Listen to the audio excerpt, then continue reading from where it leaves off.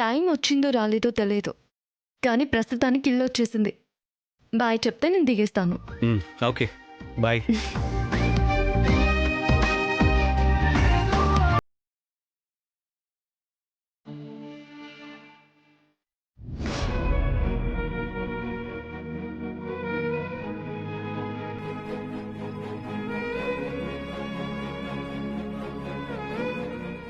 నాకే ఎందుకు ఇలా జరుగుతుంది?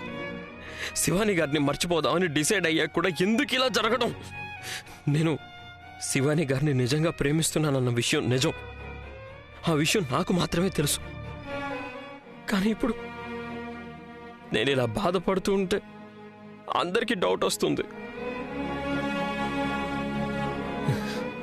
ఎంత కంట్రోల్ చేసుకుందాం అనుకుంటున్నా, మళ్ళీ మళ్ళీ నా మనసులో ఏదో తెలియని బాధ. దీన్నే బ్రేకప్ అంటారా? అసలు నాది శివాని గారిది టూ సైడ్ లవ్వే కాదు కదా, మరి లవ్ బ్రేకప్ ఎలా అవుతుంది? దీనికి ఇంత బాధ.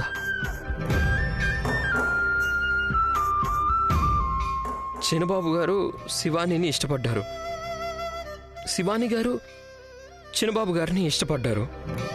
వాళ్ళిద్దరూ ఇంట్లోనూ ఒప్పేసుకున్నారు, నిశ్చితార్థం కూడా ఫిక్స్ చేశారు. ఇంకొన్ని రోజుల్లో ఇద్దరూ పెళ్లి చేసుకుంటారు.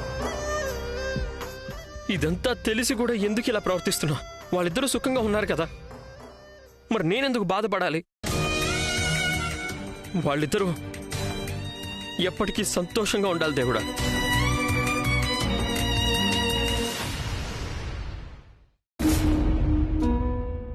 తీసుకోండి రా.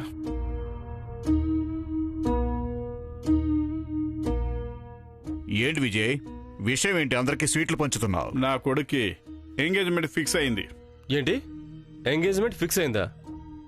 ఎవరా అమ్మాయి? అరే రే రే రే రే, ఎంత మంచి శుభవార్త చెప్పావు. అసలు ఎంతో సంతోషకరమైన విషయం. ఏంటిది, కొడుక్కి అమ్మాయిని వెతుకుతున్న విషయం కూడా చెప్పలేదా? అన్నీ దాస్తున్నావు కదా. అలాంటిదేమీ లేదు. నా కొడుకు ఎవరినో ఇష్టపడుతున్నాడు, తనతోనే పెళ్లి ఫిక్స్ చేశాను. నాకు వెతికే పని తప్పించాడు. అన్నీ కళ్ళు మూసి తెరిచేలోపు అయిపోయాయి. ఓ, లవ్ మ్యారేజా? మాకు ఆ అమ్మాయిని చూపించవా? నేను చూశాను. అవునా? మొన్న ఆ ఇంటికి వచ్చాను కదా, అప్పుడు నీ కొడుకు నాకు ఇంట్రడ్యూస్ చేశాడు. ఇద్దరు చాలా బాగున్నారు. ఏంటి విజయ్ ఇది? విషకంటికి పరిచయం చేసావు గానీ నాకు పరిచయం చేయవా? వాడు చూసినప్పుడు నువ్వు కూడా చూసే ఉండాలి కదరా. మొన్న నువ్వు ఇంటికి వచ్చినప్పుడు ఇంట్లోనే ఉంది. తానెక్కడ చూసుంటాడు? నాగిని నాగిని అని బుర్ర మొత్తం దాన్నే నింపుకొని ఉన్నాడు. జోక్ చేయకురా. నా ప్లేస్లో నువ్వు ఉంటే తెలిసేది ఎంత కష్టంగా ఉందో. విజయ్, అట్లీస్ట్ మీ కోడల ఫోటో అయినా చూపించు. అవును, ఫోటో అయినా చూపించరా.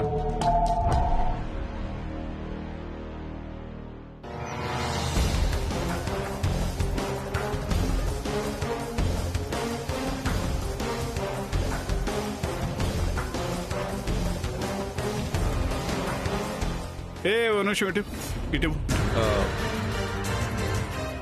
ఎందుకురా? నీ కోడల్ని చూపించవా? మీ అందరికీ నా కోడలి ఫోటో చూపించాలా? ఏంటి, చూపించవా? సరేలే. పూర్తిగా వినరా. చూడండి, అంతా కరెక్ట్గా వినండి. రేపు మా ఇంట్లో ఒక గెట్ టుగెదర్ పెట్టుకున్నాను. అక్కడ నా కోడల్ని లైవ్లో పరిచయం చేస్తాను.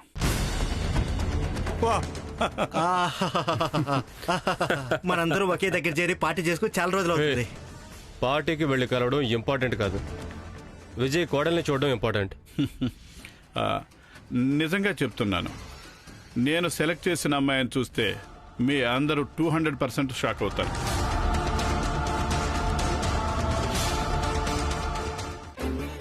నీలి, చివరికి నా ఆశలు, నా కలలు అన్నీ పూర్తయ్యే సమయం దగ్గరకు వచ్చేసింది. నాకు నా త్రివిక్రమ్కి పెళ్లి నిశ్చయమైంది. ఎంత మంచి మాట చెప్పావు శివాని. చివరికి నీ 23 సంవత్సరాల ప్రయత్నం ఫలించింది. అవును నీలి, వచ్చే బుధవారమే మా ఇద్దరి నిశ్చితార్థం. త్రివిక్రమ్ తండ్రి మా ఇద్దరి నిశ్చితార్థాన్ని ఫిక్స్ చేసేశారు. శివాని, చివరికి నువ్వు నీ ఆదిశేష కలిసే రోజు వచ్చేసింది కదా, అది నాకు చాలు. నా ఆదిశేషుణ్ణి వెతకడానికి ఎంత కష్టపడ్డామో కదా నీలి. నీతోనే ఉంటాను అని తను, తన నీడగా ఉంటాను అని నేను. సృష్టి అంతమయ్యేంత వరకు మేమిద్దరం భార్యాభర్తలుగానే ఉండాలి అని చాలా ఆశపడ్డాము.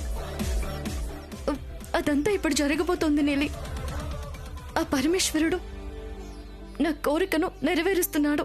శివాని, అన్నిటికంటే నీకిది సంతోషం కదా? వింటున్నావు కదా నీలి, నేను త్రివిక్రమ్ని ఎంతగా ప్రేమిస్తున్నానో నీకు తెలుసు కదా. మా ఇద్దరిది ఇవాల్టి ప్రేమ కాదు, దేవుడు నిశ్చయించిన ప్రేమ. నా త్రివిక్రమ్ నాకు దొరికాడు. దూరం అయిపోయిన మా ప్రేమ మళ్ళీ దగ్గర అవుతున్నామన్న పెద్ద సంతోషం. అదే కాక మా బంధం పెళ్లి వైపు వెళుతుంది అంటే చాలా సంతోషంగా ఉంది నీలి. నాకు ఆకాశం భూమి కలిసిపోయినట్టుగా అనిపిస్తుంది. గాలిలో తేలిపోతున్నట్టుగా ఉంది నీలి. చాలా సంబరంగా ఉంది.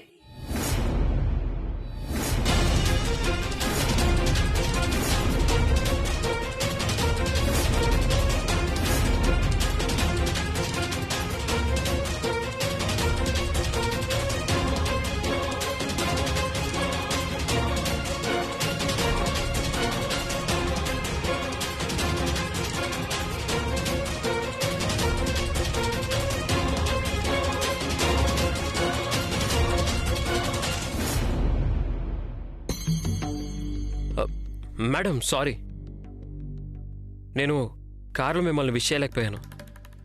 కంగ్రాచులేషన్స్. అందరూ కలలు కంటారు, కానీ ఆ కలలు నిజమయ్యేవి కొందరికే కదా. ఆ కొందరిలో మీరొకరు. Once again congratulations. వెళ్ళొస్తాను.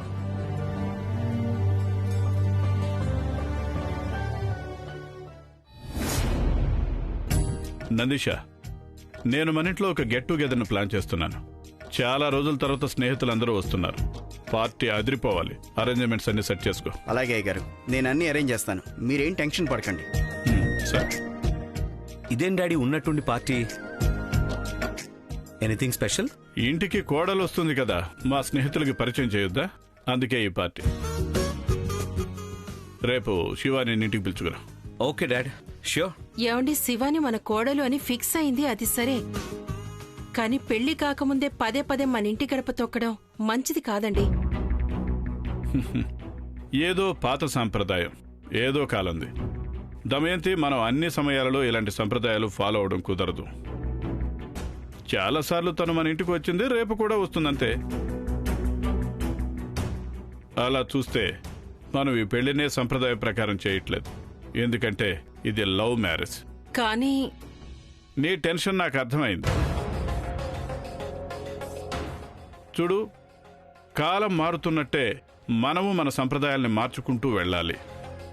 ఇంతకుముందు నిశ్చితార్థం ఎక్కడుండేది? అబ్బాయి చూసుకోవాలి, కార్డు ప్రింట్ చేయాలి, పెళ్లిలో రింగ్ ఎక్స్చేంజ్ చేసుకోవాలి. ఇప్పుడు ఎంగేజ్మెంట్ అని పెళ్లిలాగా చేస్తున్నారు. ఇదంతా ఆలోచించుకో. నువ్వు శివానిని ఇన్వైట్ చేసిరా. అసలు పార్టీ పెట్టిందే శివాని కోసం. మా ఫ్రెండ్స్ అందరికీ శివానిని పరిచయం చేయాలి.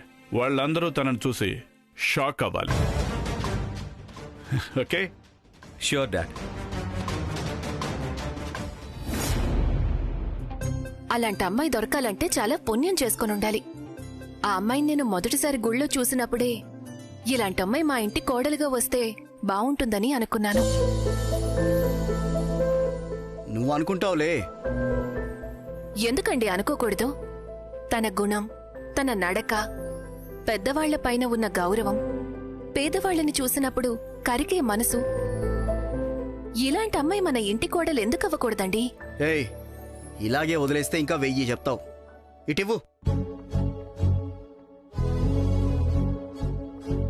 శివాని లాంటి అమ్మాయితో నీకు పెళ్లి చేద్దామంటే చూడ్రా మీ నాన్న ఎలా మాట్లాడుతున్నారో. కొంచెం కూడా బాధ్యత అనేదే లేదు. అమ్మా, అదంతా అయ్యే పని కాదమ్మా. శివాని గారు చిన్నబాబు లాంటి వాళ్ళకే సరిపోతారు. ఎందుకురా, నీకేంటి తక్కువ? మంచి గుణం ఉంది, మంచి మనసుంది. మంచి మనసు, మంచి గుణం ఉంటే సరిపోవమ్మా. అలాంటి వాళ్ళని పెళ్లి చేసుకోవాలంటే మనకంటూ ఒక యోగ్యత ఉండాలి. మనకు అలాంటి యోగ్యత లేదులే.